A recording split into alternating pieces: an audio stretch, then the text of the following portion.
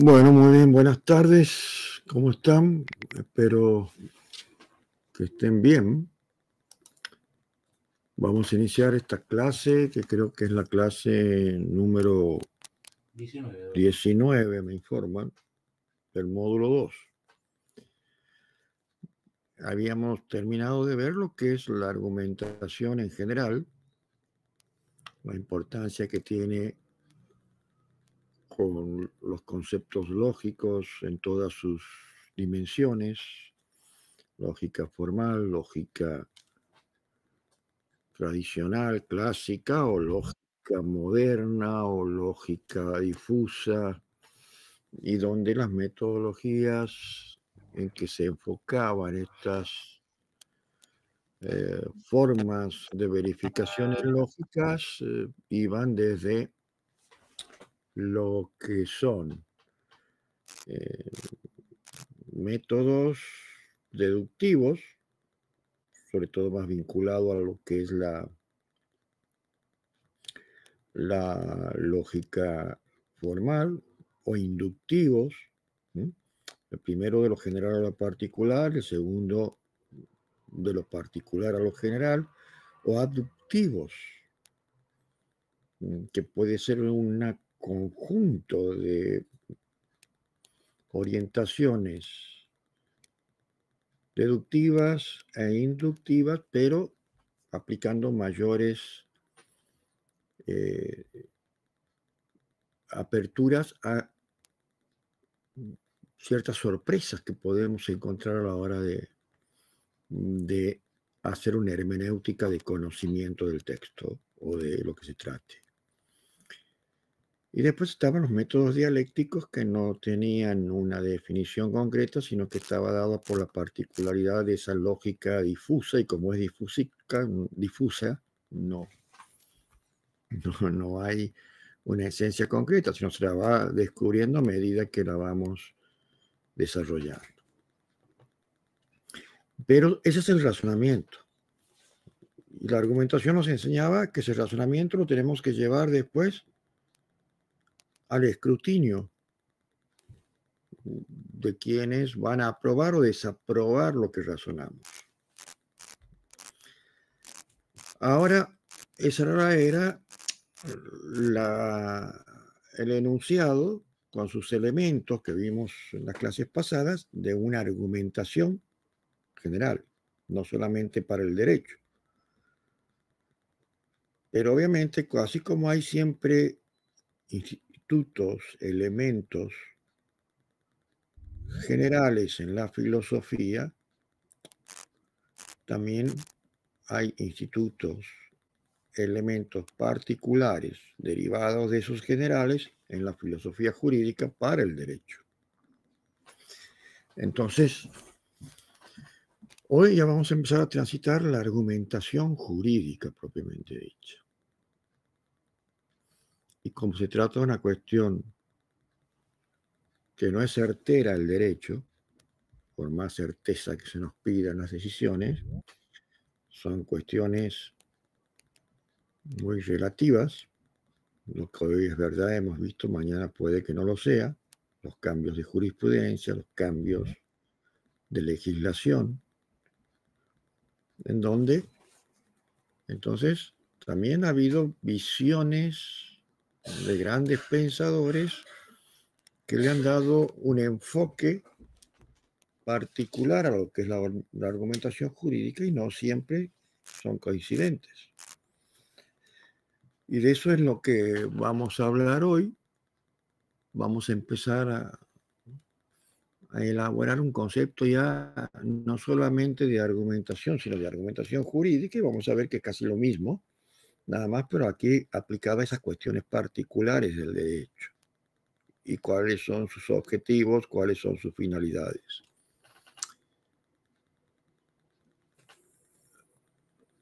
Les voy a compartir entonces la diapositiva que vamos a acompañar hoy.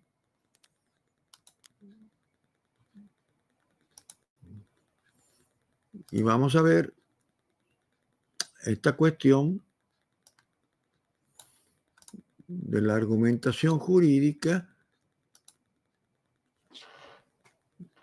y algunas teorías, las principales que se conocen y que son las que más se utilizan en el mundo jurídico. Solamente ahí estamos viendo 11, pero hay muchas más también. Pero primero, para hablar de las teorías de la argumentación jurídica, vamos a conocer qué es la argumentación jurídica. Y le pregunto a ustedes, a ver qué me pueden decir, ¿qué es la argumentación jurídica?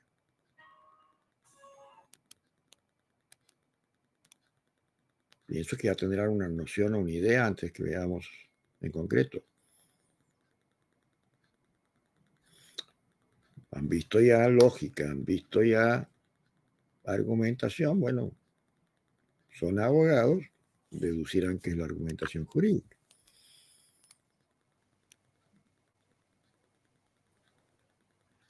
La argumentación jurídica implica más bien dar razones desde la lógica, avaladas obviamente con la prueba del caso concreto respecto a lo cual se está argumentando, y obviamente en cuanto al derecho. Bien, puede ser, sí. Mantener Gonzalo. La idea. Podría decirse también que de alguna manera es dar razón por qué, por ejemplo, en algún caso un tipo de derecho, de fundarlo, de por qué uno cree que el juez tendría que concedernos lo que nosotros estamos peticionando. Y esas razones que ustedes dan, ¿son razonables?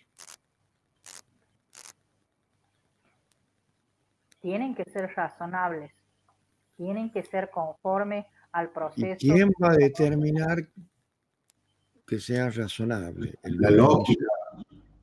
¿Mismo qué? La lógica. Hablo de los sujetos que intervienen en la argumentación, el emisor y el receptor. El receptor, o sea, el auditor. Yo creo que la realidad va a hacer esa valoración. Yo creo que la racionalidad. Las razones tienen que ser lógicas, creo. Sí, sí, esa es la base, la naturaleza, pero el auditorio es quien recibe. Cuando hablamos de razonabilidad, ¿quién es el que va a establecer la razonabilidad?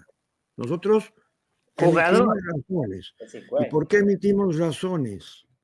Para convencer al auditorio, para convencer. Pero emitimos razones porque somos seres racionales. A eso voy.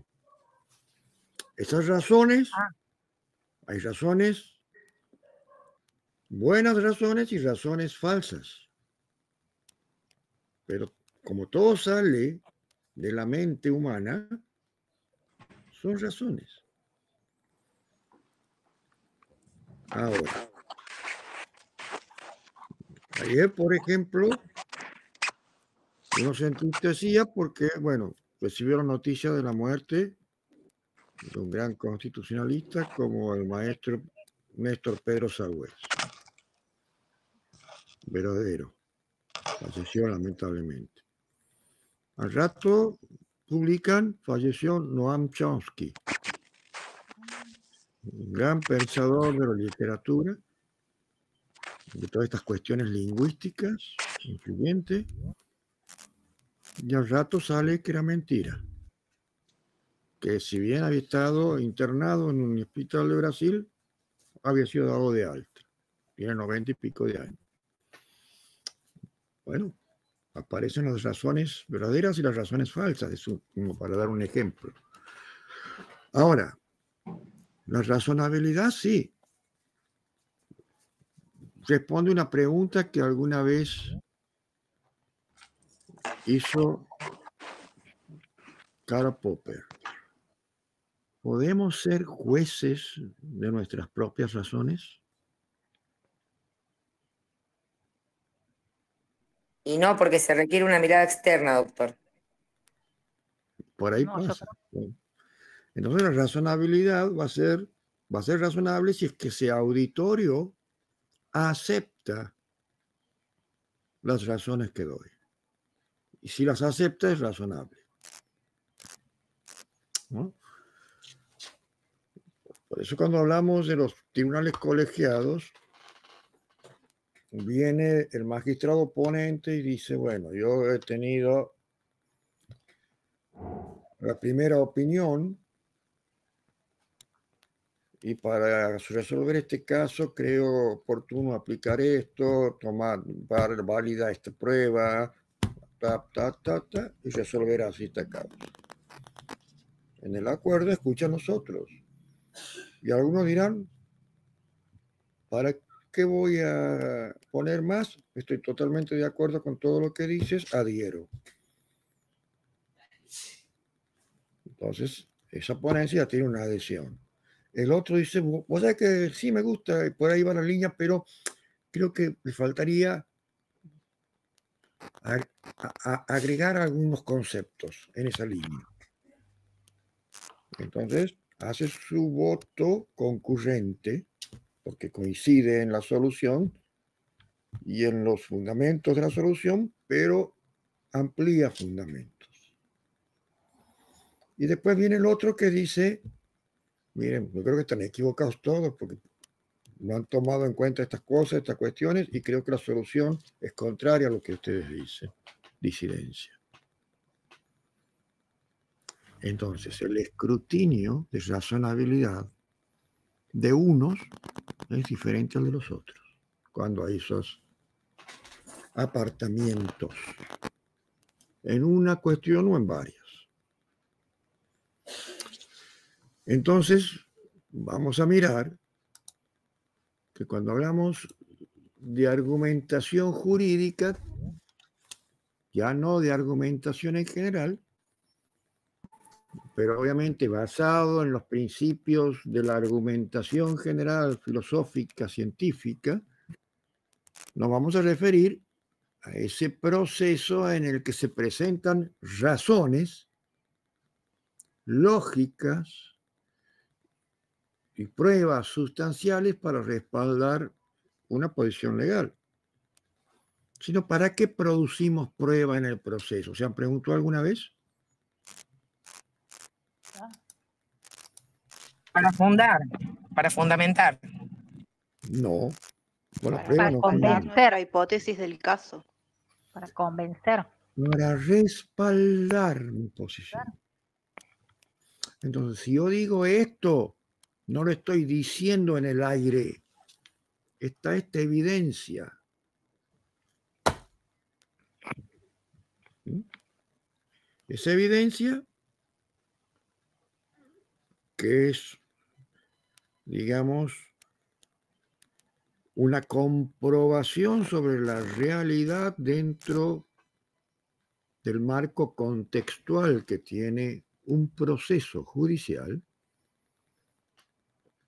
Entonces estaba diciéndole, mire juez, usted no puede decir otra cosa porque aquí, si es que usted no va a tomar como válido lo que digo basado en esto, me tendrá que explicar después por qué usted considera que no. Porque si no, si usted no me dice nada y no toma en cuenta este elemento que yo considero dirimente, su decisión va a ser arbitraria porque no la aborda. Y hay una omisión de tratamiento de argumento. Que si es un recurso, hay una omisión de tratamiento de agravio. Segundo punto. Bueno, cuando yo hablo de algo, me gustaría que después ustedes también aporten lo suyo, ¿no? A ver de sus experiencias como abogados, como relatores, como jueces, como investigadores, en fin. Aquí hay variedad de actividades. Entonces, asocien lo que decimos, cuéntenos experiencias, qué es el conocimiento a todos, ¿no? 2, vamos al punto 2. Se trata de convencer a un auditorio igual que en la argumentación. Pero como este es jurídico, ¿a quién vamos a convencer? Al que tiene que decidir la cuestión. Juez, jurado, o incluso otros abogados, incluso la misma contraparte. ¿Y para qué convencer a la contraparte? Y bueno, porque puede ser que es una cuestión dudosa y si lo dejo en manos de juez es aleatorio. Pero capaz que convenzo a la otra parte, decir, no te juegues vos tampoco, porque así como puedo perder yo, puedes perder vos y perdemos todo. Hagamos una salida negociada. Y muchas veces se llegan a conciliaciones antes de la sentencia y se pide homologaciones de acuerdo que llegan las partes, sin que nadie las haya inducido a ella. Y se trata también de un juego argumentativo entre las partes. Por eso vamos a ir avanzando y vamos a decir que en una argumentación jurídica confluyen razonamientos de índole jurídico, o sea, vinculados al derecho, y lo fundamental es algo que ustedes lo han dicho, demostrar, justificar, pero no solamente demostrar y justificar, porque yo puedo demostrar bien, justificar bien, pero no lo sé explicar bien y no persuado, porque no tengo una técnica discursiva clara. Pero también la argumentación me sirve para imponer mi teoría, para imponer mis hipótesis y refutarla, bajarla al menor nivel de credibilidad a la de la contraria, que me contradicen, a los que están en contra de mis pretensiones, que quiero imponer mediante esa demostración, justificación y persuasión al juez. Y para eso sí. Entonces decimos, mire, pues esta es la prueba, esto muestra así, así. En cambio, lo que dicen los otros no está respaldado, lo estáis refutando al otro. Lo dicen nomás, pero no surge ni de esta prueba mía ni la de él, que él mismo ha presentado. Entonces ahí vemos el juego de la demostración, la justificación, la persuasión y la refutación, que son elementos no sinónimos, pero que van a estar presentes en una verdadera y completa argumentación. Por eso, todo eso es lo que va a hacer que se corone ese esfuerzo que hacemos en un proceso para obtener un resultado favorable a los intereses que se defienden si son abogados, o para que el juez también pueda emitir un producto que después no sea vencible fácilmente ante un tribunal de apelación. Entonces, con la argumentación jurídica, vamos a ver, sin la argumentación jurídica caemos en un vacío de lo que es un sistema legal. No sé nada. Si no hay argumentación jurídica, a ver, imagínense su ejercicio profesional solamente con textos legales y que no exista la argumentación jurídica. ¿Cómo lo verían ustedes? Hagan un esfuerzo. Aburridísimo. ¿Ah? Aburrido. Aburridísimo.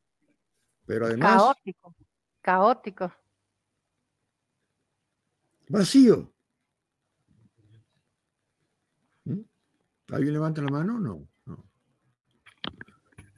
Es un vacío. Necesitamos... ¿Ustedes qué son? No me digan los que son magísteres, no díganme primero, ¿qué son? El título, de pregrado, grado, según donde estén. Abogados. Abogados. ¿Y qué quiere decir abogado? Abogar. Abogar. ¿Y cómo voy a abogar? Con fundamento. Argumentando. Opinando. ¿Ven cómo todo se va estructurando? Y todo tiene un sentido. Pero que capaz a veces nunca lo pensamos. Entonces, está el abogado, y decimos el abogado de una parte, el que aboga, el que argumenta a favor de esa parte o de los intereses de esa parte. Está el abogado de la otra parte, el que aboga, opina y fundamenta a favor de la otra parte. Y después está el tercero imparcial que decide el juez, cuando lo quiere ser.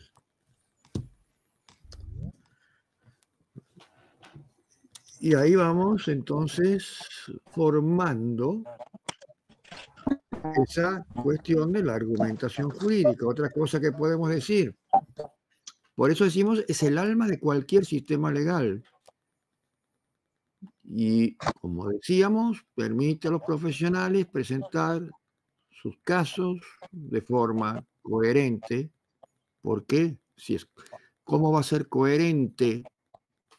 Y bueno, porque tiene un sentido lógico. Tiene un respaldo en reglas lógicas, en reglas del buen entendimiento, del buen pensamiento. Y también con un discurso que voy a tratar de que ese discurso convenza. Porque, como le he dicho, puedo tener razones muy válidas y pueden que no me la den. Y si no me la dan es porque el que es receptor es un bruto o porque no he sabido expresar bien mis razones válidas. Y el otro no tiene por qué interpretar jeroglíficos de expresiones. Mi discurso tiene que ser inteligible, que se pueda decodificar por el receptor. Porque hay discursos también ininteligibles que si al mismo que lo ha generado le hacemos leer, tampoco se entiende. Alguna vez cuando he estado en el mismo estudio jurídico, bueno, mira, he armado esta idea. Sí, aquí no te entiendo bien. Aquí dices esto, pero a ver, sí, aquí la verdad no me entiendo. Si algo, no pasa que quería poner esto y he puesto mal. De todos los días. Entonces, esa argumentación me va a dar esos factores de corrección. Y así voy a poder influir en el modo de interpretación de las leyes que toman los que tienen decisiones. Y cuando más estructurada, más bien conformada, sólida sea esa argumentación, incluso inspire al juez a descubrir, porque cada causa tiene sus particularidades, nuevas formas de dar respuestas al derecho que todavía ni siquiera el legislador las ha previsto, pero los dice en una sentencia y es fuente de inspiración, que se llama de lege ferenda. Busquen lege ferenda y díganme qué quiere decir, para que a futuro se mejoren las pautas normativas del derecho del ordenamiento donde está. Bueno, he buscado qué quiere decir lege, se escribe lege ferenda, separado. jóvenes abogados. Dice, de lege ferenda es una locución latina que significa para una futura reforma de la ley o con motivo de proponer una ley. ¿No? Lo que les acabo de decir. ¿No? Miren hasta dónde se puede llegar con la argumentación jurídica. Generar precedentes legales, generar jurisprudencia nueva, pero también legislación nueva. A Cubrir través, vacíos legales. cubrir también. Entonces, y si vamos a ver si la argumentación jurídica tiene una base, ¿cuál va a ser la base donde voy a poder desarrollar la argumentación? Bueno, me dirán el proceso, todo lo que quiera. Pero lo vamos a ver fundamentalmente en la interpretación y en la ponderación. Y vamos a ver de qué modo. Ahora, hay una forma sola de justificar una estructura argumental. No. No. No. Gente que ha pensado mucho más que nosotros y que nosotros somos aprendices de ellos, se han tomado años de investigación. Ahora vamos a ver los principales cultores de estas teorías y los motivos que tuvieron, sobre todo a partir, esto toma trascendencia a partir de que empiezan a aparecer los principios. Los principios no como formas silogísticas simples, sino los principios que son abiertos, que no son mandatos que pueden ser subsumidos en procederes fácticos y a los cuales se le prevé con anterioridad, ley anterior, una consecuencia o sanción, sino los principios nos hablan de derechos.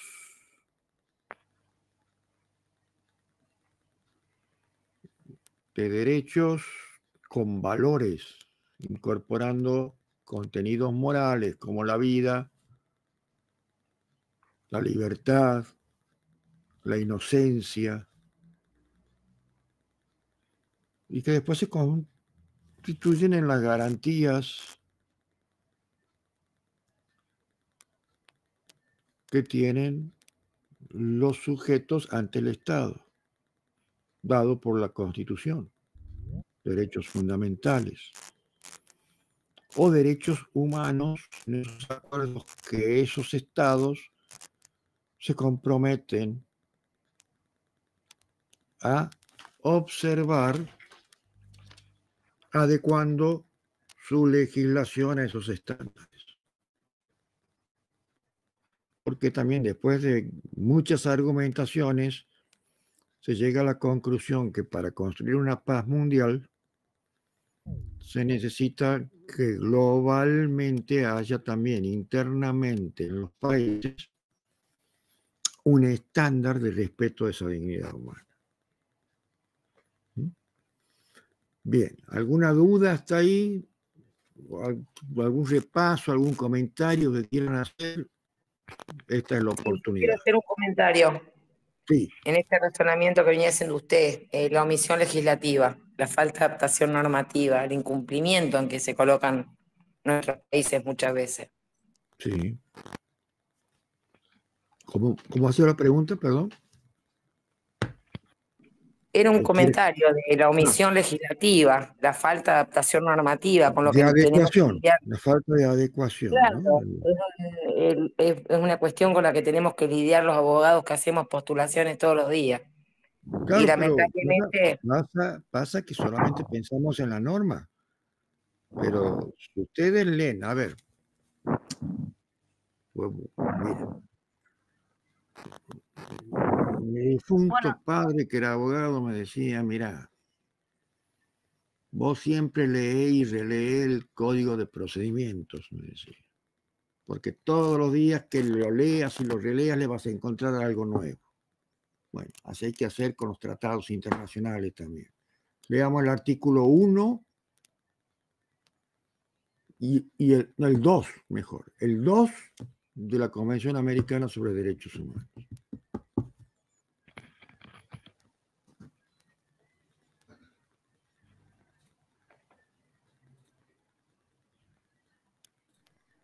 La compañera Roldán, que siempre lee.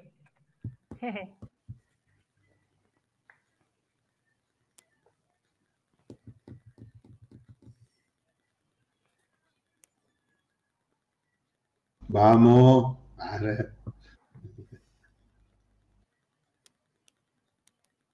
No encuentra. Ay, ya va, ya va. Menos mal que no son relatores míos, porque si no...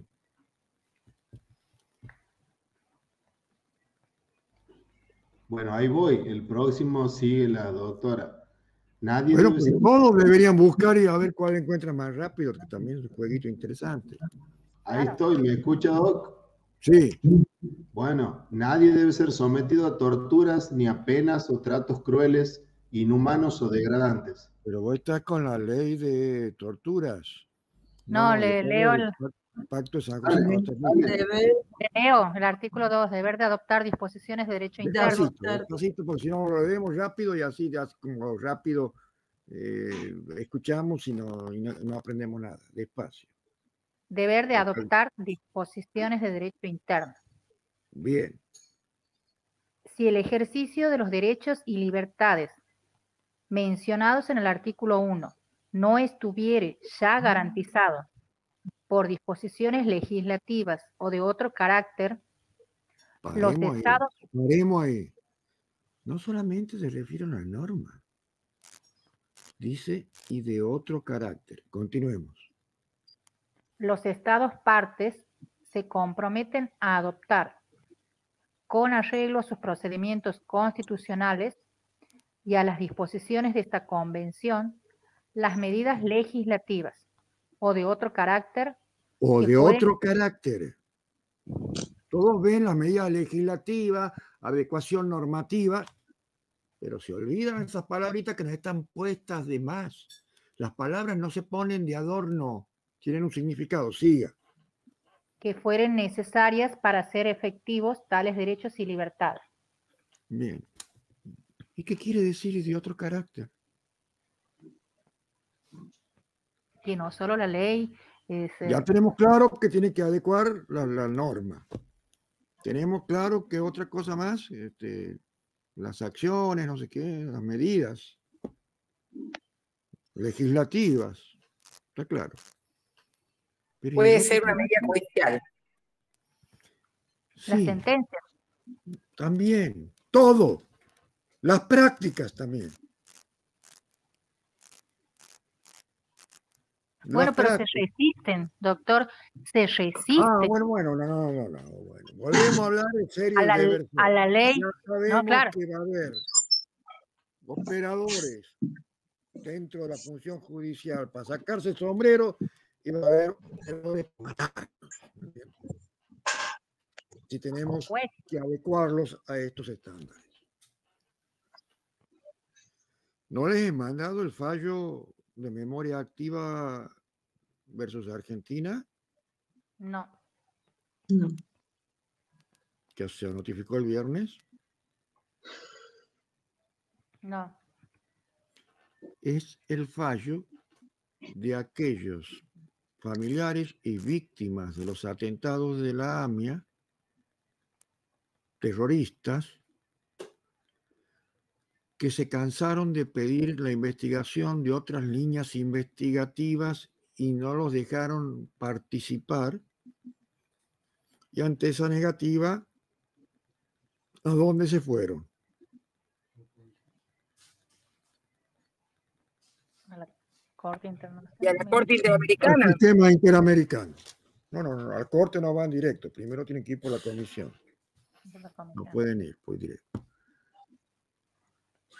Más allá que los tiempos que tienen estos procesos, cuando fue notificada la petición a la Cancillería argentina, había una política en la Argentina muy vinculada a los derechos humanos y se allanó. Se allanó a los reclamos de estas víctimas en la comisión.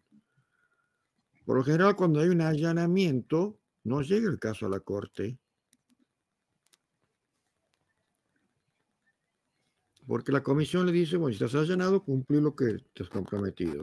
Pero cuando el país se vuelve remozón para cumplir, entonces, y pasa el tiempo, la comisión dice, bueno, como no cumples, vamos a la Corte, con allanamiento y todo. Y se mandó un tremendo fallo a la Corte Interamericana.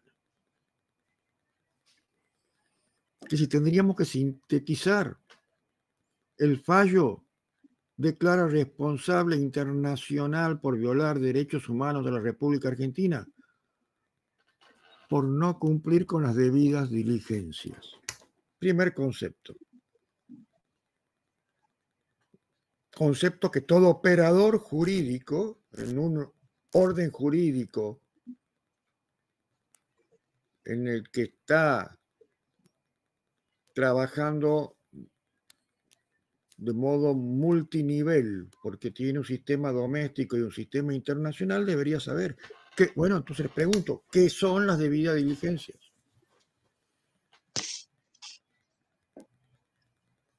Y la adecuada tramitación del proceso, adoptar el principio pro homine, todos los estándares, digamos, de la observación trato. de todo lo que dice el pacto.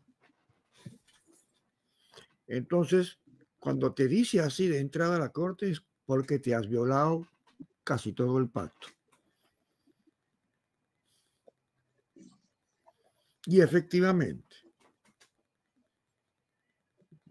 dice que hay culpas del Poder Ejecutivo de entonces,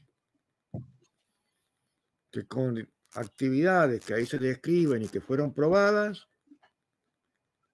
a quienes fueron los operadores de ese Poder Ejecutivo de aquel entonces, de la década del 90, se los podría llamar cómplices de la impunidad.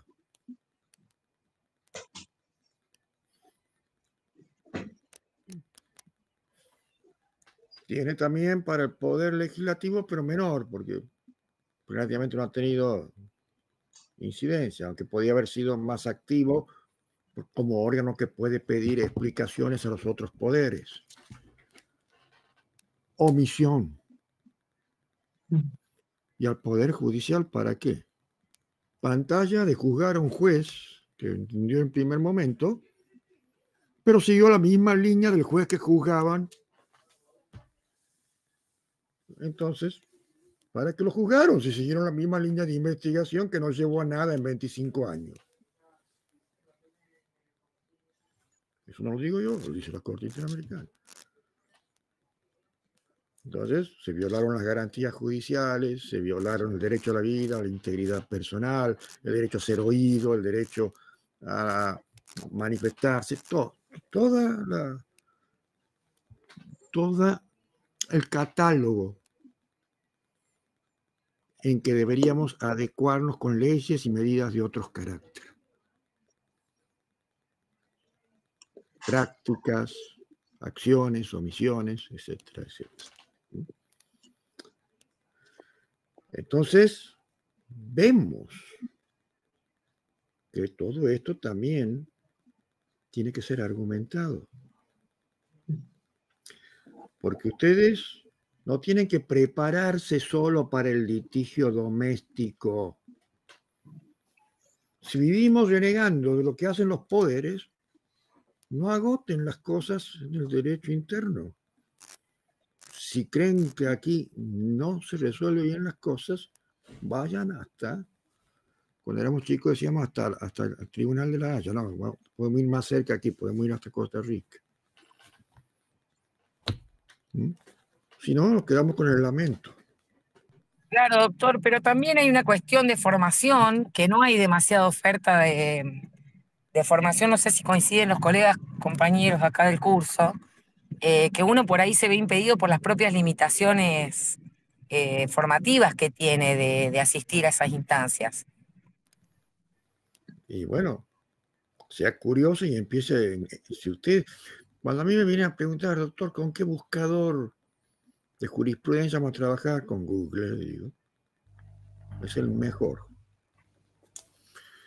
Nada más que hay que saber buscar.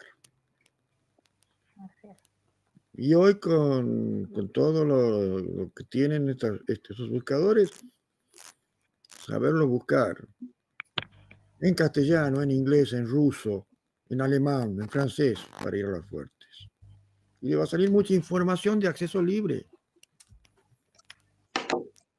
Los fallos de los tribunales internacionales son de acceso libre. Los fallos de la Corte Suprema son de acceso libre. Los fallos de casi todos los tribunales son de acceso libre. Y si ustedes saben pensar, si ustedes saben conocer la forma en cómo elaborar argumentos y cómo razonar, ¿para qué necesitan que otro haga el trabajo de ustedes?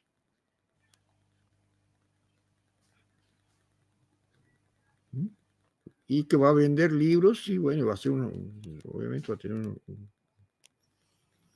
entonces también desarrollen conocer el pensamiento y elaboren ustedes. La ley de quiebra, bueno, la ley de quiebra está. Bueno, la ley de quiebra hecha por fulano de tal. Bueno, si fulano de tal lo ha podido hacer, ¿por qué no puedo hacerlo yo que también soy abogado? Y extraer mis conclusiones. Importante sí para después ver lo que yo hago, mis conclusiones, para compararlas con las que hace otro colega que quizás tiene formación o especialización en el tema. Pero no es porque lo dice el fulano, sino que caemos en la falacia de argumento. ¿Y cómo sé que fulano de tal no está equivocado en la interpretación que él hace? Pero si el juez ha agarrado, me ha rechazado la demanda, pero le he puesto el libro de fulano de tal. Y si el juez considera que el libro de fulano de tal no satisface los estándares que tiene el juez o como lo ve el juez. Entonces, tenemos que empezar a pensar, no solamente aprender, volvemos a Couture. El derecho se aprende estudiando, pero se ejerce pensando. Y para eso es el conocimiento de la lógica y la argumentación. Bien, avancemos un poquito más. Teorías de la argumentación. Bueno, vamos a ver qué dicen varios, porque yo no me caso con ninguno. Así tendríamos que empezar con un espíritu crítico, ¿no? Alguno quizás me persuada más que otro, o quizás tome un poco de cada uno y pueda hacer una conjunción. Bueno, ya que ellos han pensado, me han ahorrado el tiempo de aprender muchas cosas,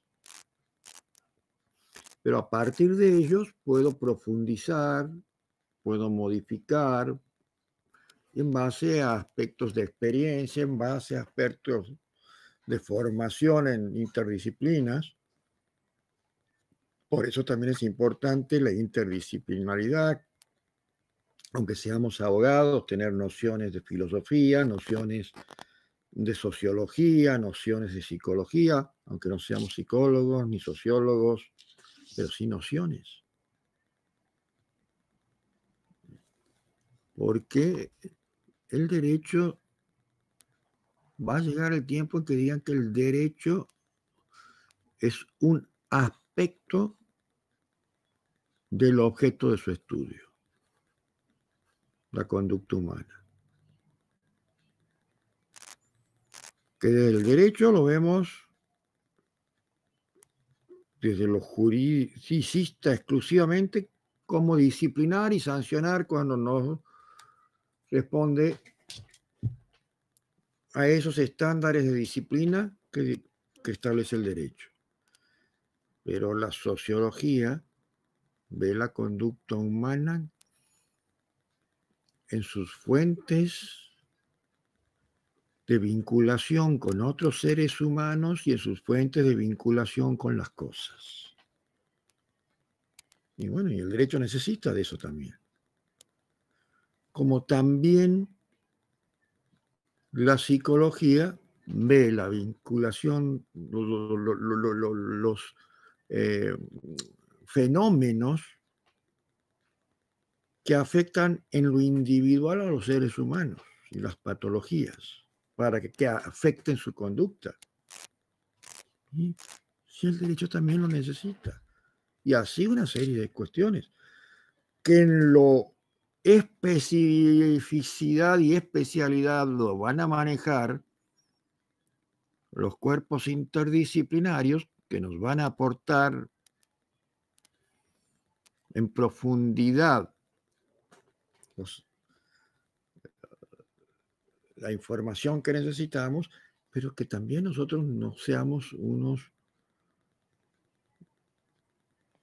que no tengamos aproximación a otras ciencias para decir, bueno, no sé, ponelo ahí, pero yo no entiendo nada, porque si no, ¿cómo lo vamos a hacer jugar a esos dictámenes para que tenga incidencia y eficacia en lo que estamos estableciendo como sustento de las sentencias?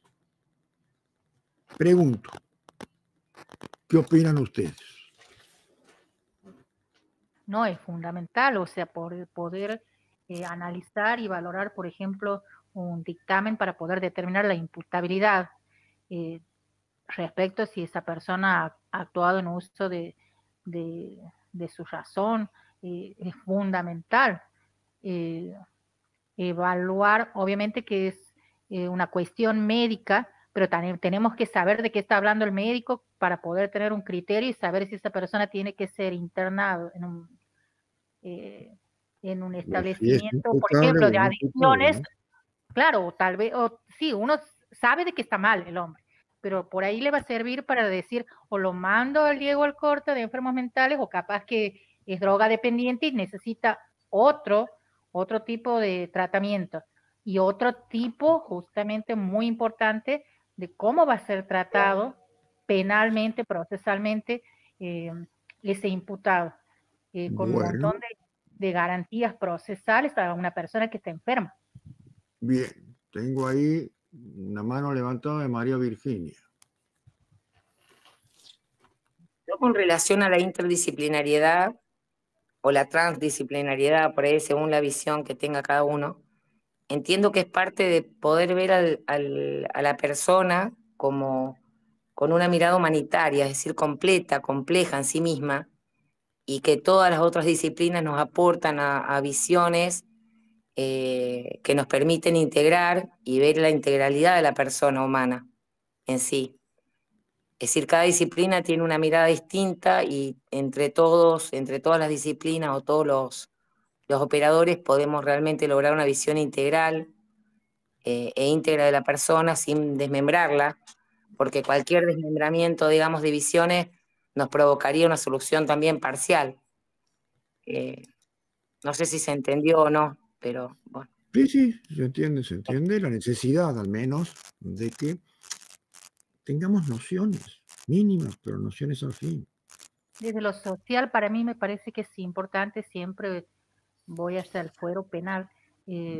Por ejemplo, que actualmente he leído bastante al respecto, la situación de la mujer que trafica por una necesidad económica, o sea, mínimamente, ¿no? O sea, en el narcomenudeo, por ejemplo, donde tiene que haber una visión no solo legalista que diga, sí, vos tenías tanto, pero ¿por qué vos has caído en esto?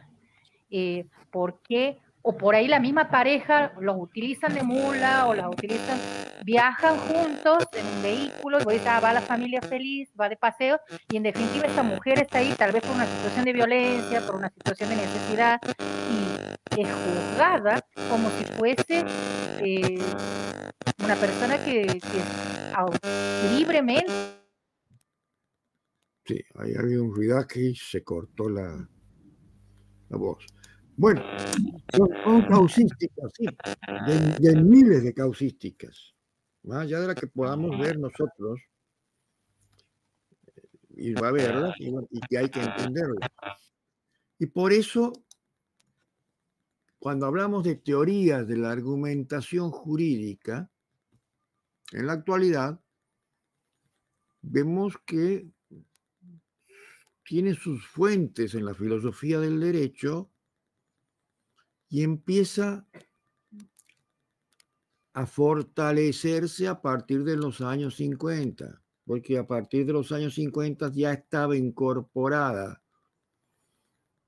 en muchos ámbitos del derecho y especialmente en lo que fue la Declaración Universal de los Derechos Humanos del 48, post Segunda Guerra Mundial, la dignidad humana como algo que no podía ser ajeno al derecho. Y empiezan a aparecer trabajos de Fiebig, que es el que se escribe Biweg, Theodor Biweg, Fiebig, Stephen Toulmin, y hemos hablado algo, pero ahora lo vamos a ver en la parte jurídica, Chaim Perelman, o un autor español del siglo pasado, pero que fue el que también tomó estándares y la importancia de la argumentación, Recassensiches, que son, digamos, donde empieza a debatir teorías y donde empiezan a ver que el aferramiento solo a cuestiones de un positivismo lógico, juridicista, con fundamentación solamente analítica, racional de enunciados, entonces no iba a ser un conocimiento meramente teórico de abstracciones y ficciones jurídicas. Y lo que aquí también había que incorporar eran razones prácticas. Por eso jodimos tanto con esos temas desde que comenzamos el curso, ¿no? El pensamiento de la razón práctica. Y que sí, compatibilizando esa razón práctica con esas razones de tipo más bien teórica, lógica deductiva, ahí sí vamos a poder encontrar respuestas creadoras, completas, porque sí, vamos solamente por la cuestión del pragmatismo, de un razonamiento práctico, o solamente por una lógica deductiva, va a ser insuficiente para explicar todo esto que después tenemos que interpretar cuestiones que hacen a las actividades y a las problemáticas humanas. Y el derecho no podía quedar ajeno. Entonces, a pesar de ello, no todos lo ven igual. Sí, estamos de acuerdo en eso, pero vamos a ver de qué forma vamos a poner estructuras procedimentales para lograr esos objetivos. Y ahí empieza a aparecer la variedad de cultores de la argumentación como Alex Arnio, Robert Alexi, Neil McCormick, Alexander Pesnik, empieza la argumentación con su ser particular. Entonces, aquí vamos a ver primero a Theodor Fiebig con su tópica jurídica. ¿Quieren ver en profundidad a Fiebig? Busquen el libro Tópica Jurídica. Es un librito amarillo. Acá lo tengo, después se lo voy a mostrar. No muy largo. En donde, ante el dominio total del concepto de ciencia jurídica por las teorías kelsenianas fundamentalmente,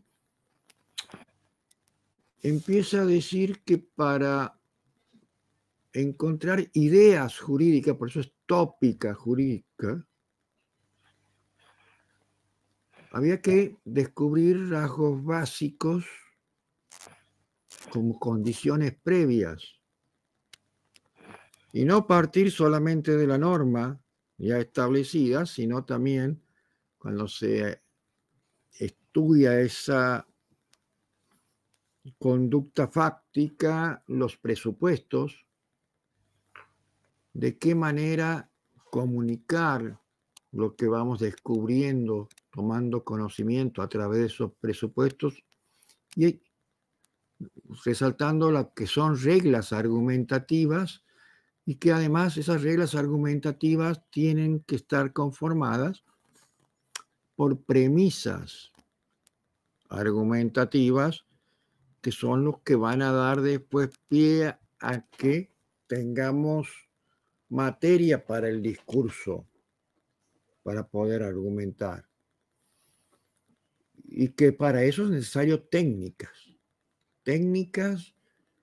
que van a ser las formas en que vamos a argumentar y de qué manera tenemos que hacer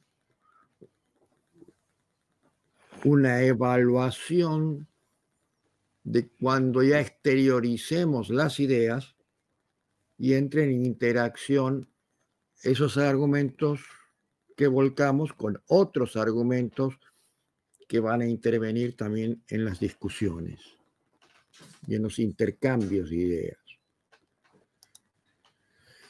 Flibeck nos dice que el razonamiento jurídico no es... Doctor, una pregunta.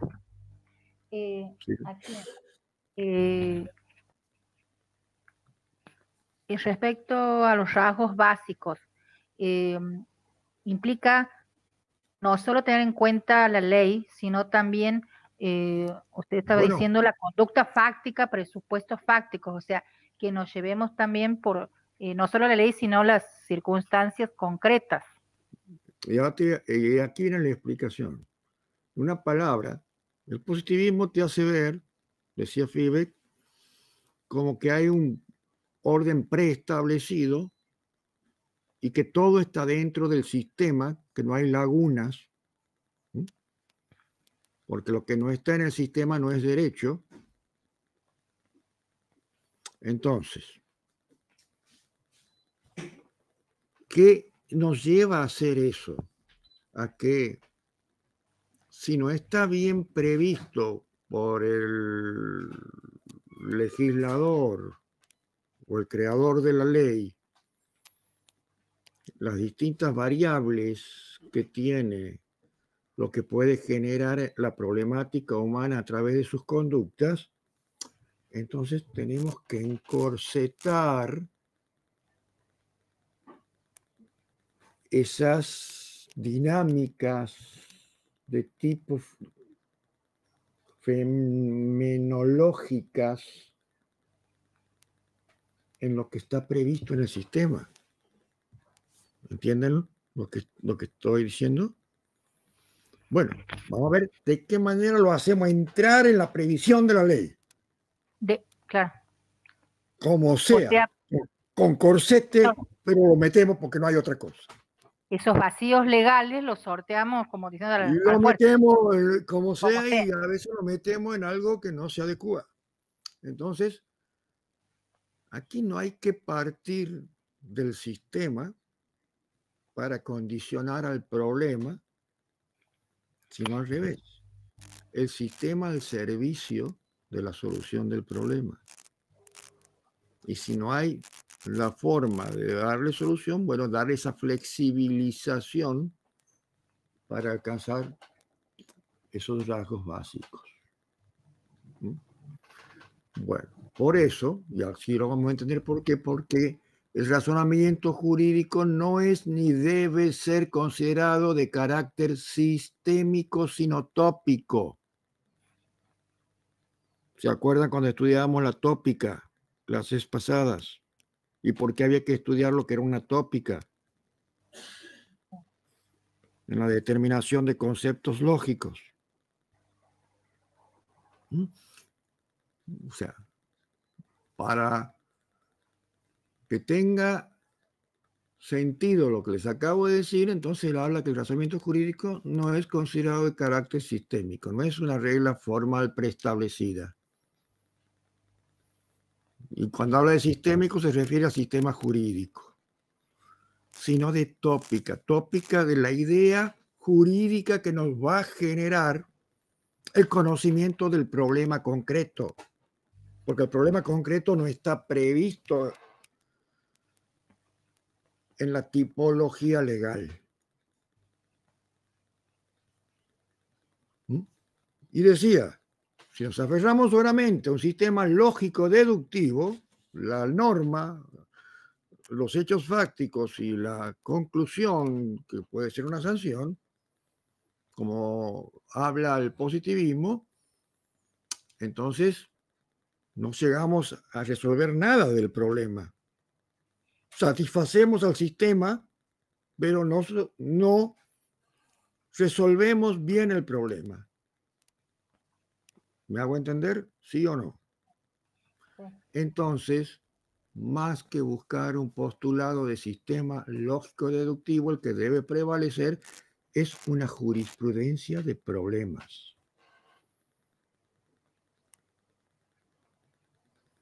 Un poco también viendo cómo hacían los anglosajones, que no tienen códigos, sino que los precedentes, partiendo del problema, establecen después en la solución del tema, en el case law, en la sentencia del alto tribunal, lo que va a ser después, desde la jurisprudencia, puntos de partida para solucionar otros problemas. Eso hacen los sistemas anglosajones. Entonces, la tópica para Fiebe era una técnica de pensamiento problemático que lo expresamos a través de la retórica. La descripción concreta del verdadero problema en su contexto. Y de ahí buscamos herramientas que el sistema que nos sirvan, si es que los hay, para resolver, y si no los hay, tendremos que utilizar, echar mano a lo que muchos códigos decían, principios generales del derecho, las costumbres, bla, bla, bla, bla, otras fuentes del derecho. Doctor, disculpe.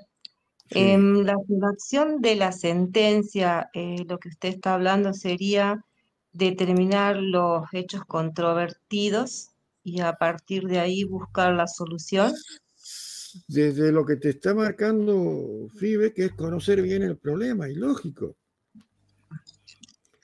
Yo no puedo establecer primero cuál es el elemento del sistema que voy a aplicar, de antemano sin conocer la causística de los hechos.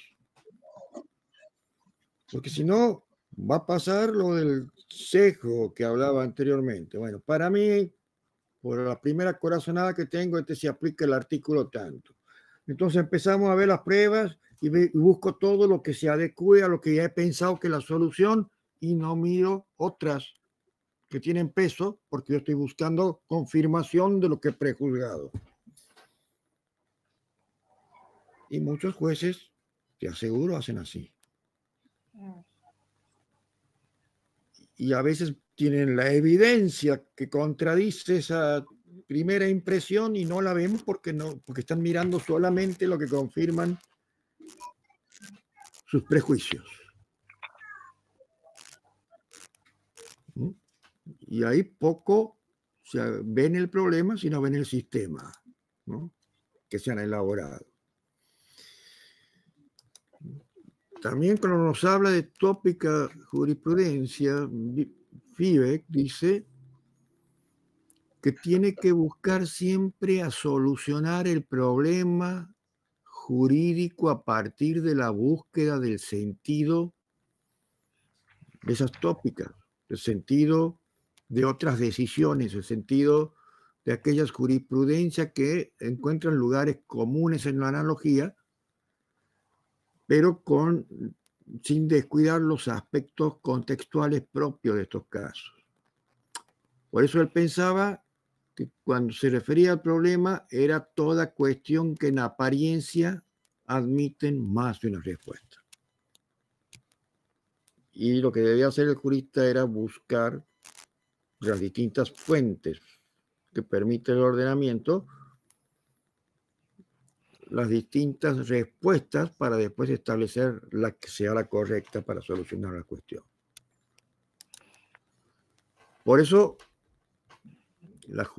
estas teorías de Fibre se les llamó jurisprudencia conceptual de problemas, porque ya otro autor anterior a él, ya del siglo XIX, von Ihering o von Jering, como quieran ustedes llamarle, hablaba de jurisprudencia de conceptos.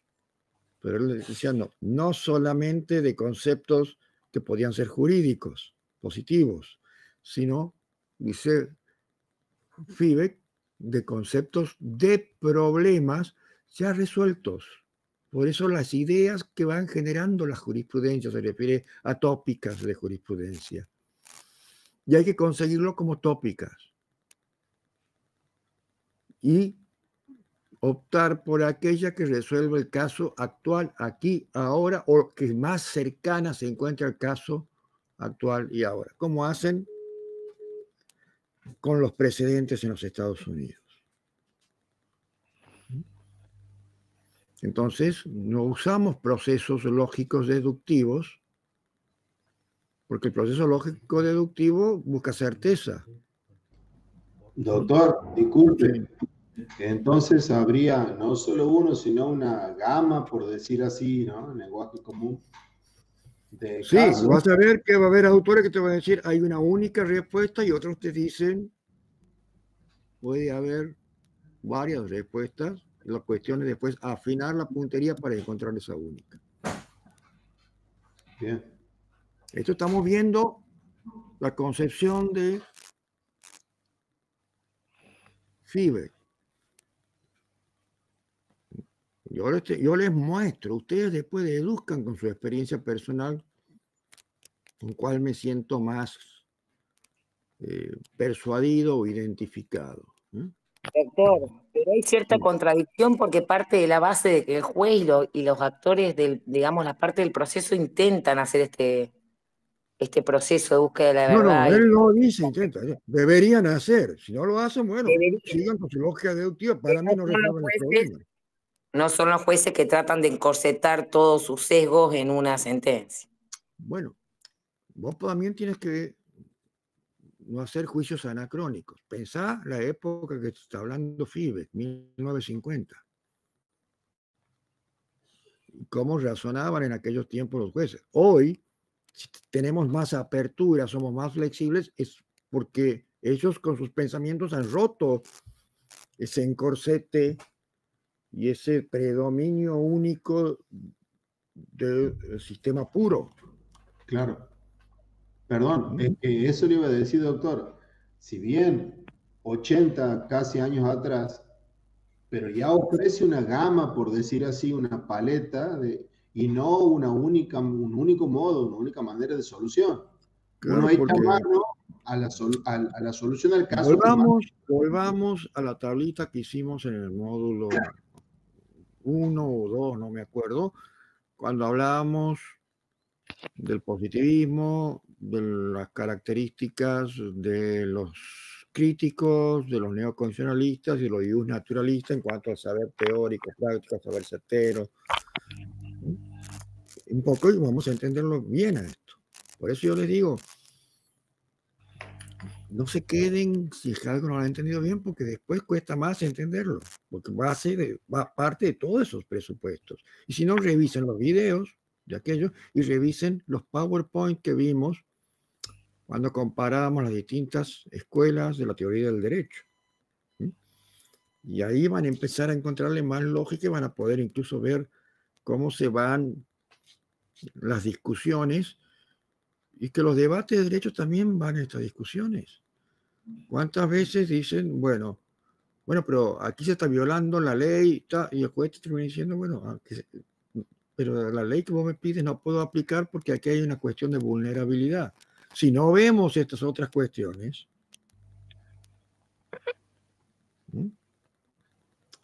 a ver,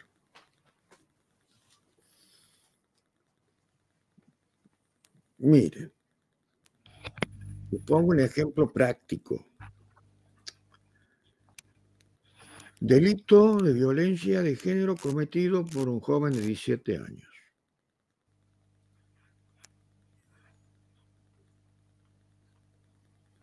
Es imputable, pero dentro del sistema penal juvenil porque no tiene 18. Las técnicas de justicia restaurativa aplicable a estos sistemas juveniles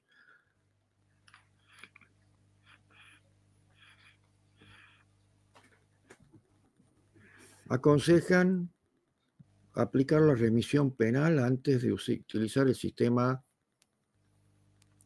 de justicia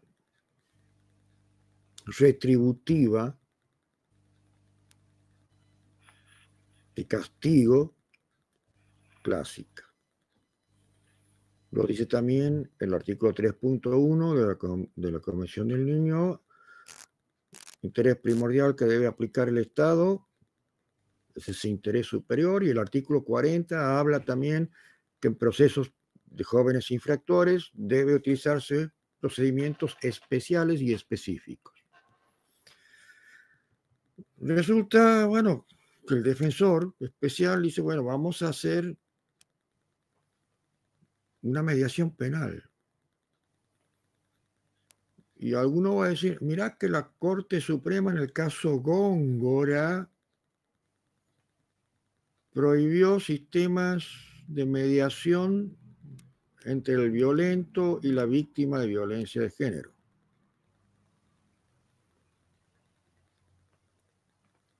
¿Cómo argumentarían ustedes?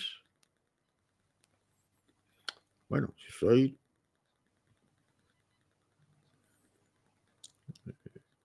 juridicista, diría, bueno, no se puede hacer. Bueno, pero si no lo hago, estamos violando el derecho del niño infractor, pero sigue siendo un niño que sea un coso y haga 17 años. A ver, ¿cómo refutarían? Si le dirían, no, el caso Góngora no permite. Y en principio el proceso de mediación permite caucus, si fuera el tema de la cercanía física, digamos, del eventual niño agresor con la víctima. Debería analizarse también la conformidad o no de la víctima y el estado, digamos, de... Sí, no, obviamente, eso sabemos que el método es voluntario, pero supongamos que hay, pero el orden público te dice no, porque prohíbe la Corte. Prohíbe la Corte, pero hay una convención que es superior que hace prevalecer el derecho. Es que la Corte se basó en una convención superior que es la de Belén do Pará también. Y yo dice que se victimiza a la víctima. Yo estoy pensando que lo hagan con caucus, que no hace falta estar en un mismo plano. Aparte, el Estado debe garantizar la integridad. Que utilicemos también este ¿cómo se llama? Esto que hace nuestro amigo Álvaro Rossi, el avatar, ¿cómo? Con avatars, Álvaro, eso que en vez de picar a las personas ponen los dibujitos en el metaverso. El amigo Adaro. El metaverso. Un metaverso. Pero diga, no, bueno, pero eso dice que no está, que no es solamente pasa por el tema de que estén juntos. Ese es el problema menor porque caucus, metaverso, cualquier cosa lo puede solucionar. El problema es que la violencia de género se juzga, no se concilia, dice la Corte. Por si no cumplimos con un estándar de Belén do Pará.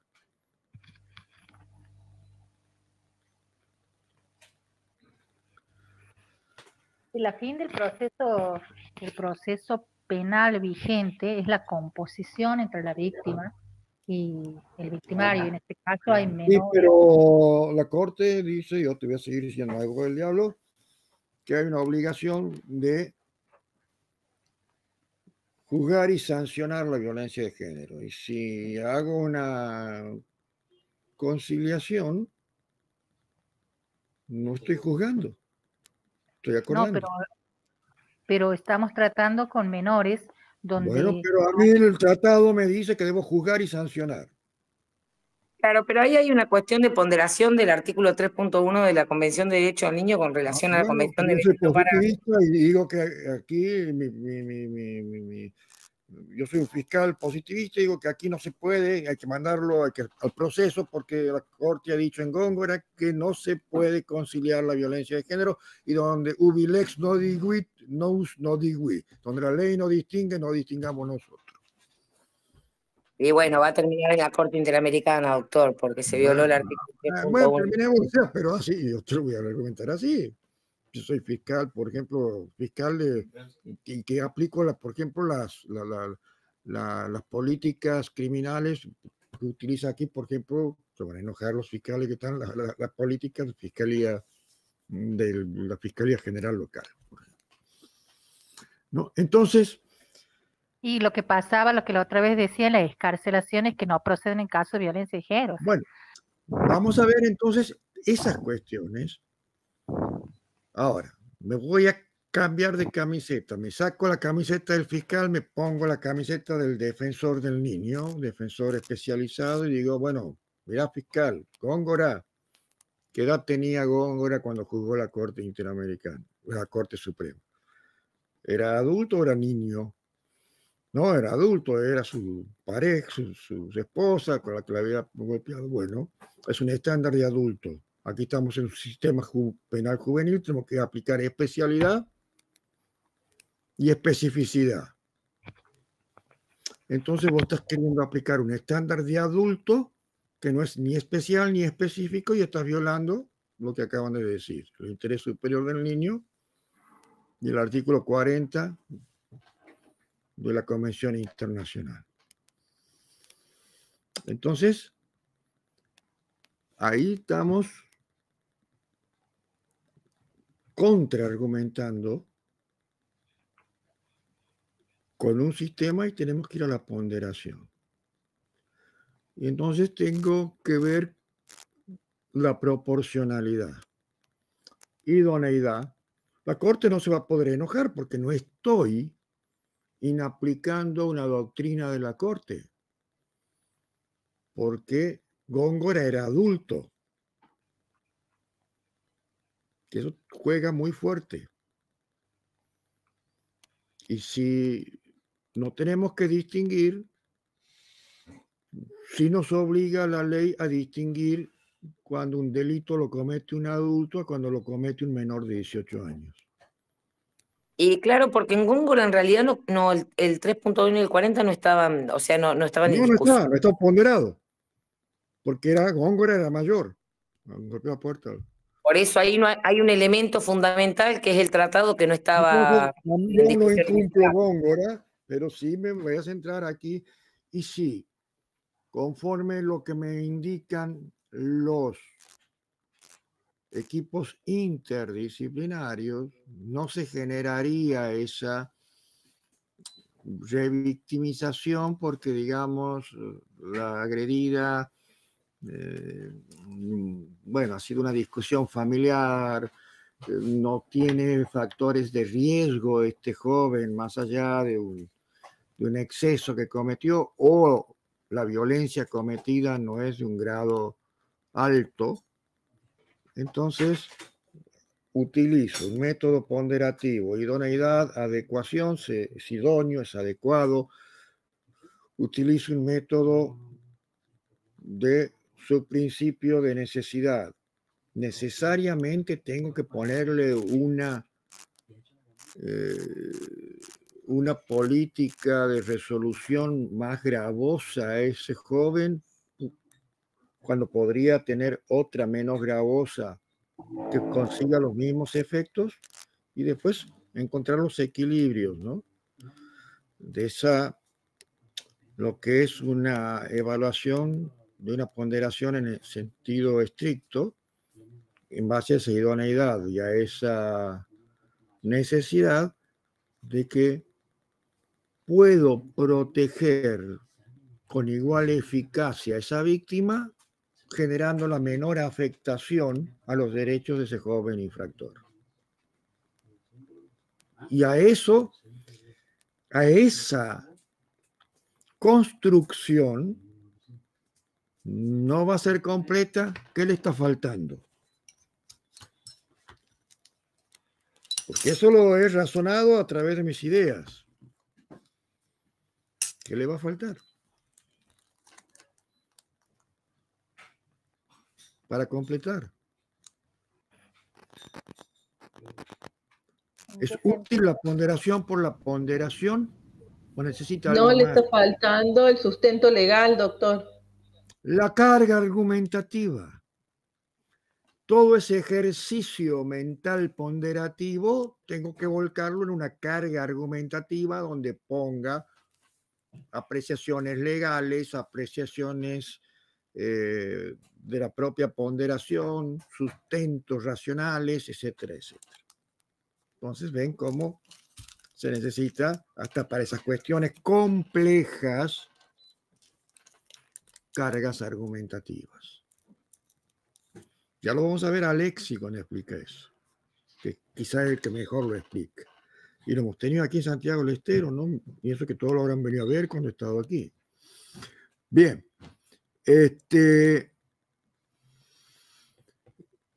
Todavía no hemos pasado de FIBEC y ya llevamos tiempo. FIBEC, ¿qué más nos habla vinculado? Que hay un tejido jurídico que no necesariamente solo de un sistema lógico, sino hay una infinidad de pluralidad de sistemas, no solamente el previsto por el legislador, cuyo alcance es muy diverso y cuya relación recíproca no es estrictamente compatible, y de ese modo se van a evitar este tipo de colisiones, ¿no? Victimario menor de edad, víctima de violencia, a través de métodos de interpretación, que ahí podríamos agregarle o ponderación. Bien. Hasta aquí, Theodor Fiebig. Si quieren más, léanlo en el librito que le he dicho, o buscan en el mejor buscador jurídico que hay, Google, artículos de Theodor Fiebig. Algunos creo que les voy a poner, si no les he puesto, en la plataforma. ¿Preguntas sobre Fiebig?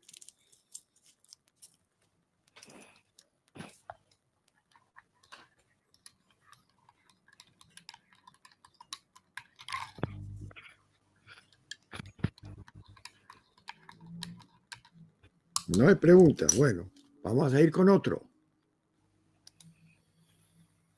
Ahora, para que lo conozcan con fotitos, también lo he puesto a todos. Chain Perelman, que ya lo hemos visto. Hablando sobre, ¿sí? Resumiendo, para mi entendimiento, aquí esencialmente tiene por finalidad esta teoría ir contra la rigidez del positivismo, de la norma, y avanza a tener en cuenta las situaciones concretas. Para eso, las problemáticas concretas. El sistema con el problema. Con el problema. Entonces, para evaluar o poder hacer esta argumentación, vamos a ir a buscar como fuente la interpretación jurisprudencial. Toda la fuente, no solamente la normativa.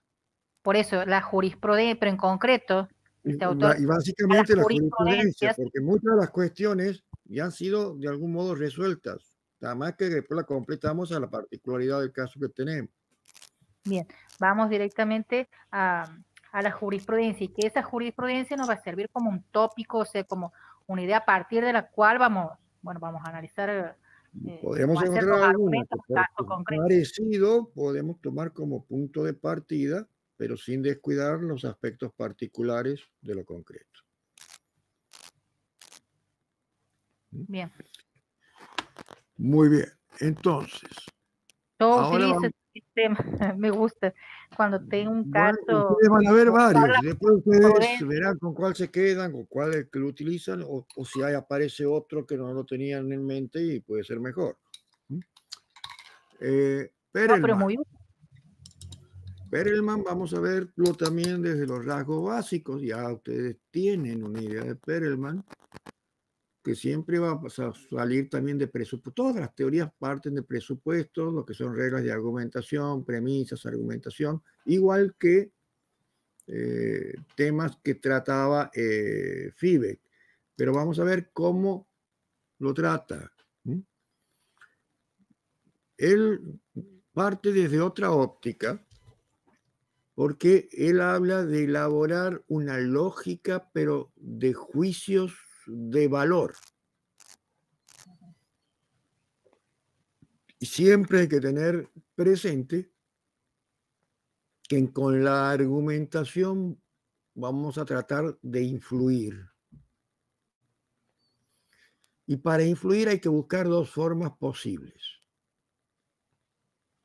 Una que le llama demostración, en la que, como él quería moralizar el discurso, se habla en términos de verdad, y argumentación, en donde se habla en términos de razonabilidad y exige adaptarse a los oyentes. Porque no vamos a poder hablar en términos de razonabilidad, que quiere decir que quien escrutina nuestros argumentos, los oyentes o los receptores, le den aceptación a los mismos, ahí se va a dar la razonabilidad, y para eso exige una adaptación según el auditorio que tengamos. Y Perelman también nos señala para tener en cuenta que tenemos que hacer Adaptaciones en cuanto a la lingüística. Lingüística, para qué la comprensión. Si usted habla ante niños, no va a hablar con la misma retórica que si habla ante adultos, por ejemplo. Si usted habla ante científicos, gente preparada, no va a hablar con una lingüística técnica, va a hablar con una lingüística técnica. En cambio, si lo hace ante personas que no son expertos, son ciudadanos comunes o no formados, va a hablar con lenguaje sencillo. Eso se llama adaptarse a los oyentes. O sea, hablar con la verdad y a su vez... Las razones que consideramos verdad, porque él no quería que la retórica sea dominio de los sofistas que quieran persuadir con mentiras para hacerlas pasar por verdad, sino que debemos salir desde puntos de verdad para adaptándonos al oyente, y que para eso teníamos que tener una preparación previa que eran necesarias para argumentar, recolectar datos, información, y después ver qué técnica emplear según el escenario que tengamos para desarrollar los argumentos. Buscar un procedimiento adecuado. Y dentro de esos procedimientos, Perelman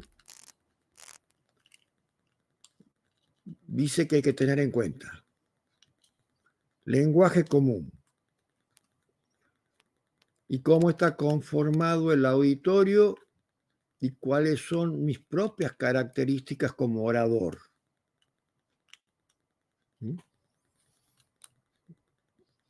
Y aclara que el auditorio es aquello sobre lo que queremos influir y que el auditorio puede ser particular o universal. Deme ejemplos de auditorio particular y auditorio universal.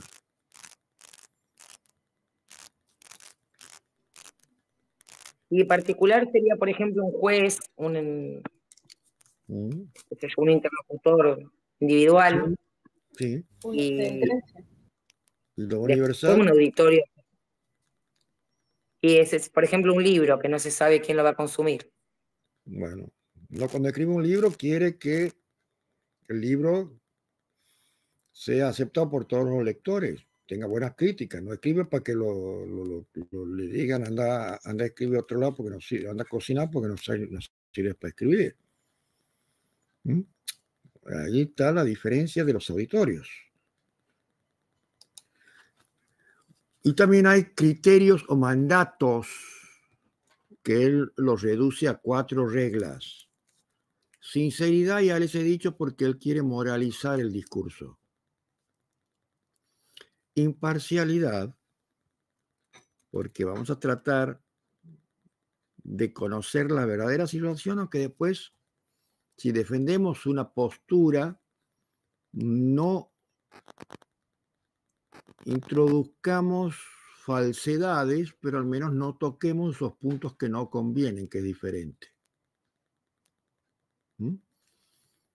La generalizabilidad, decir que aquello que argumentábamos es aceptado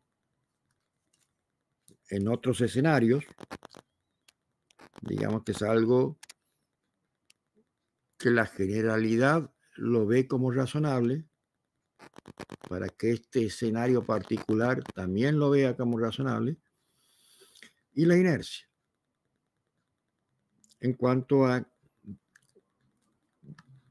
qué necesariedad tenemos de reafirmar argumentos ya vertidos, para no caer en repeticiones después que terminen desfavoreciéndonos. Y hay un punto de partida que le va a llamar acuerdos iniciales. Acuerdos iniciales que ve de 2 tipos. Acuerdos que conciernen a lo real y acuerdos que conciernen a lo preferibles. Él habla de acuerdos que conciernen a lo real, que son válidos en todo auditorio, y acuerdos que conciernen a lo preferible, válidos en auditorios particulares. Vamos a ver, en un proceso judicial, no todos los hechos expuestos por las partes son contradictorios, ¿o sí?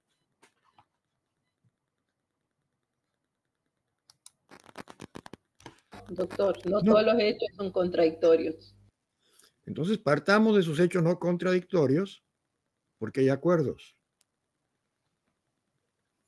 Y esos acuerdos hay que distinguir, es porque son acuerdos porque hay una ley general que todo el mundo la acepta, o es un acuerdo con las particularidades del tema que vamos a desarrollar argumentalmente. Pero siempre ese va a ser el acuerdo inicial, partir de un punto de acuerdo inicial, no partir de un punto polémico,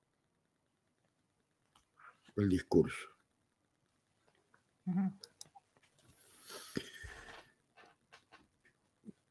Después también nos da otros tics, como por ejemplo el tema de la asociación.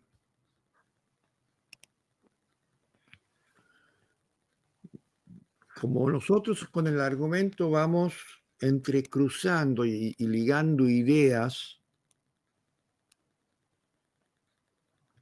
no utilizar en esa intención de persuadir criterios rígidos, sino que a medida que lo vamos desarrollando pueden aparecer otras ideas que mejoran la que teníamos preconcebidas. Entonces, si nos ponemos en posturas rígidas, no le llamamos atención. Si nos ponemos en posturas flexibles, comparamos y si es necesario dejamos de lado la que teníamos puesta como idea preconcebida y tomamos otra opción que quizás sea mejor conforme se va desarrollando el discurso. ¿Entiendes?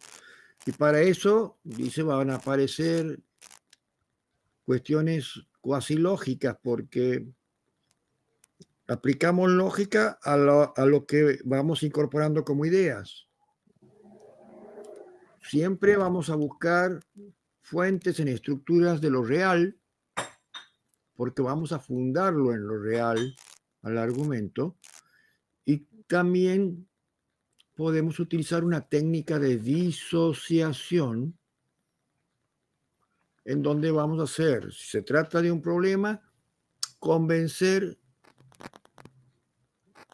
en la solución, analizando y descomponiendo la problemática a la que queremos referirnos. Otra opción que nos da Chamberlain es la idea de tejido para reforzar las ideas.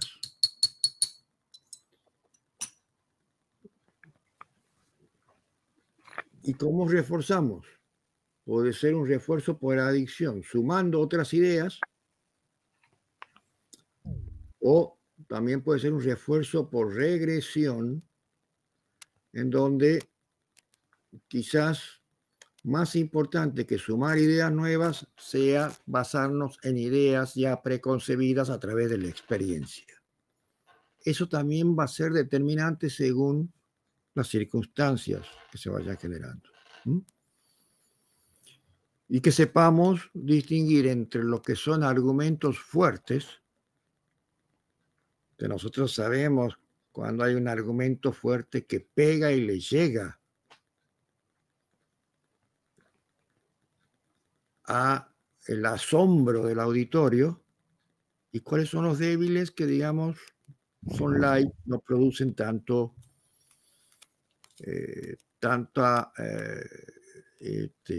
interés al auditorio que nos estamos refiriendo.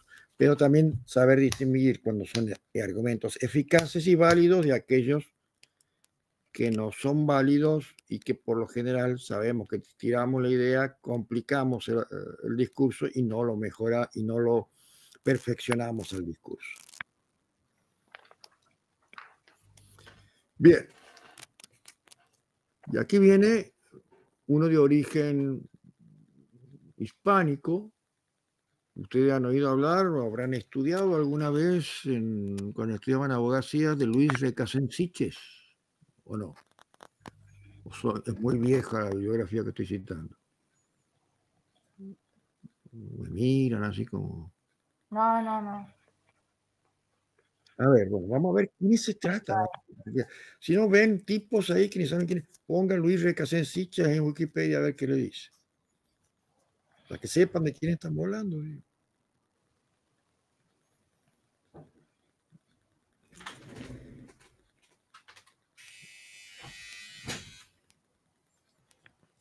Luis Recasens Sitges.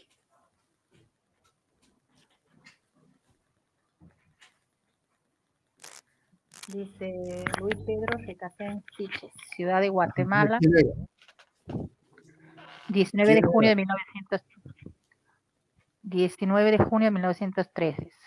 Como otros pensadores de su generación, partió del neocantismo, de cuyas figuras señeras Giorgio del Vecchio. Ponga más cerca porque no se le escucha.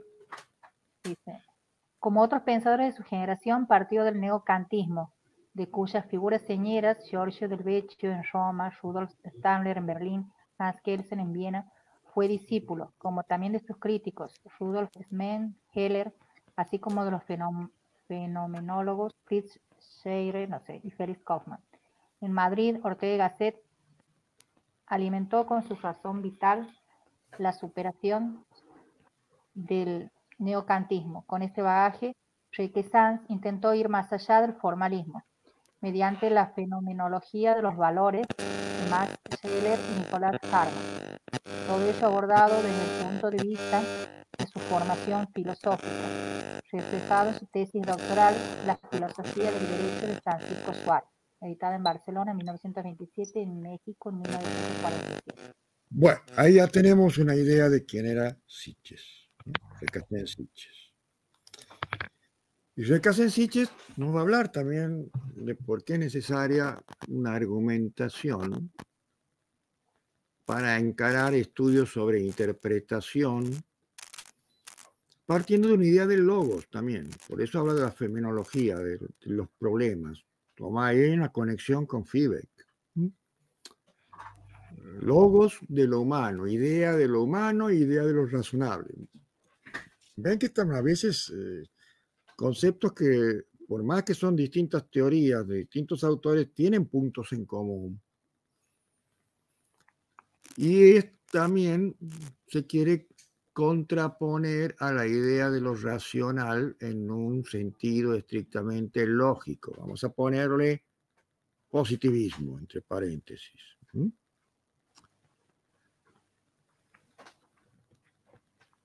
Al igual que los otros que hemos visto, rechaza que la lógica deductiva proporcione un modelo adecuado para el razonamiento jurídico o que juegue un papel importante para el mismo. Por eso no aceptaba mucho esa teoría kelseniana del silogismo jurídico, a pesar de que había sido discípulo de Kelsen.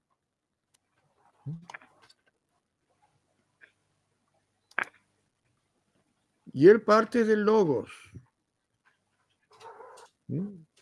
Así como Fiebeck parte de la tópica, parte del logos de lo razonable. ¿Y por qué le llama el logos de lo razonable? Porque cuando hablamos de logos, hablamos de razón.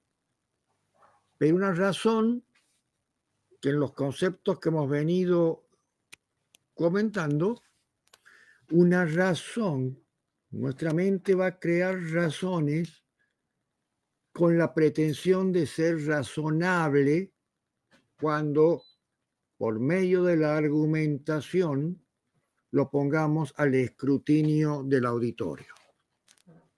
¿Capiche hasta ahí? ¿O no capiche?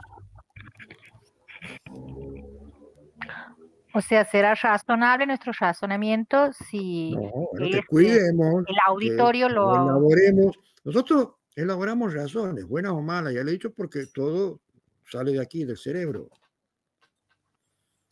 ¿Sí? Ahora, él dice, partamos de un logo que tenga pretensión de ser razonable. Y ese moto de razonable no lo voy a poner yo, porque no puedo, hemos dicho, ser juez de mis propias razones. Los que van a ser jueces de mis razones van a ser los receptores de mi discurso, que lo aceptan o lo desechan. Entonces, busquemos partir de ese logos, porque si no, no va a ser una argumentación eficazmente jurídica, y no, porque si no es razonable no la van a aceptar, no va a ser eficaz entonces. Entonces, él dedicó su vida prácticamente a investigar lo que son los razonamientos jurídicos en función de partir de estos enunciados para construir, digamos, una renovación de lo que es la razón práctica aplicada al derecho. Por eso, como decíamos, va a partir de ese estímulo de lo que él va a llamarle teoría del logos, de lo razonable, en función de lo que es la experiencia jurídica. Entonces, va a buscar reglas de experiencia más que reglas de la lógica formal. Como ustedes han estudiado muy bien todo esto en las clases pasadas, ya no tengo que detenerme tanto a explicarles, ¿no es cierto? Sí, sí. Bueno, entonces, ahí vemos entonces que la búsqueda de ese logro razonable para Recasén está sustentada en experiencia jurídica, y si tenemos que hablar de experiencia jurídica hay que darle un lugarcito a la moral en el derecho. ¿Mm? Por eso dice que las experiencias ineludibles del sentido de justicia. La justicia es un valor moral. Que el mismo Kelsen decía, es un valor moral e irracional, porque es moral. Los positivistas siempre han dicho que aquella construcción basada en la lógica deductiva formal es racional, y lo que no tenga certeza porque se construye sobre un valor moral es irracional. Y por lo tanto el derecho es una ciencia racional. Todo lo que es racional es derecho y lo que es irracional no es derecho. Por eso la moral, ¡afuera! ¿No? Ahora que está de moda eso. Así decían los positivistas, ¿no? Doctor, sí. Porque Recasén, no recuerdo bien, pero tengo asociado, eso sí grabado, que él hacía una asociación, lo veía el ser humano, la naturaleza humana en la concepción metafísica. Entonces, si va a hablar de moral, tiene que ser metafísico. Por eso le quería decir, asociado a lo que ha dicho usted. Lo analítico no es metafísico. Bien. Cuando hablamos de analítico, hablamos de positivismo, no en el sentido jurídico, sino en el sentido filosófico, que es despojar de todo aquello que pueda ser metafísico. Y por eso esa filosofía analítica se recuesta más en el lenguaje que en principios morales. Bien, seguimos con Recasén. ¿Lo siguen hasta ahí o quieren que volvamos un poquito? Bueno, entonces él dice que hay que encontrarle sentido a lo que es justicia, a la experiencia de los valores, y también darle importancia a la ontología de los problemas humanos. Entonces, ¿a quién nos vamos a asociar cuando habla ontología? Encontrarle el ser, la esencia de los problemas humanos que hemos visto hace unos minutos. ¿Ya se nos olvidó? ¿Cómo? ¿Quién nos hablaba de exaltar los problemas? Pero él nos hablaba de jurisprudencia de problemas. Bueno, el anterior. El anterior. No, el anterior, el primero. No puedo decir el apellido. Fibes. Fibes, o si quieren decirlo en español, no hay problema porque nosotros hablamos en español. Claro, no me sale. Bueno, entonces, ven cómo, por más que son distintas visiones, con puntos de partida, con particularidades propias de cada autor, tienen puntos de contactos, ¿no? Y ahí entonces también sigue desarrollando Recasén. O sea, aquí él le suma a esa evaluación de los problemas humanos el sentido, o sea, de la experiencia y los valores, o sea, la experiencia, y de ahí sustrae, o sea, buscarle también la fundamentación en la justicia, en los valores. Y para alcanzar márgenes de razonabilidad. Bien. Y en donde juega la moral. Y termina diciendo, entonces, las experiencias ineludibles del sentido de justicia genérico o del caso particular y los valores que fundamentan nuestros juicios pondrían de manifiesto que los hombres no podemos prescindir, salvo grave anomalía de estimaciones y valoraciones. Eso fue lo que les dijeron los tribunales de Nuremberg a los jueces nazis. Señores, ustedes no podían aplicar esas reglas porque eran extremadamente injustas. De mandar seres humanos por cuestiones banales a las cámaras de gases prácticamente sin dejarlo ejercer derecho de defensa alguno. Por eso ustedes, aplicando esas reglas, aplicaron una ley que violó el derecho. ¿Mm? Es un poco lo que también te asunta esta última parte que nos referimos a Recasens. A ver, quiero que lo lean ustedes para que de ahí partamos al comentario.